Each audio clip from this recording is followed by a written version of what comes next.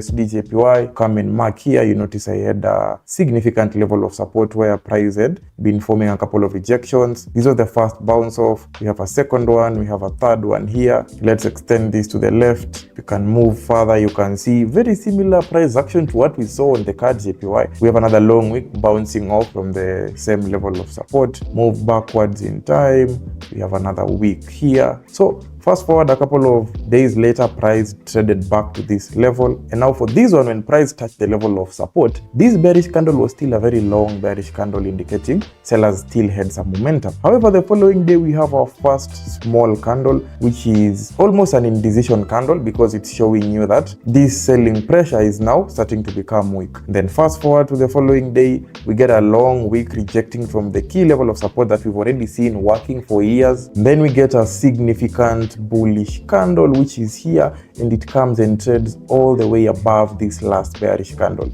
indicating that buyers have some significant momentum by this point in time over the sellers. So by 6 a.m. when I wake up at this point in time, this market had, done quite a bullish move. From this low to this high, this market had just bought with over 92 pips. 92 pips is quite a significant move for a short-term trade. That means for me to take my next move, I'll at least wait for this market to drop a little and give me a pullback. So long story short, this market did a pullback later during the day. We were able to get significant sellers coming in, and as the pullback was happening, at some point you noticed this selling momentum started to get weak. So it was showing signs that the retracement is just about to end. So at this point in time, the next thing I want to look for is my W pattern. Now we have a selling candle here, buying candle, selling, two bullish candles which come and close above this neckline. Then we identify our neckline, mark it, and what are we waiting for? Price to come and retest this zone. So even from the one now, you can see this is some confidence that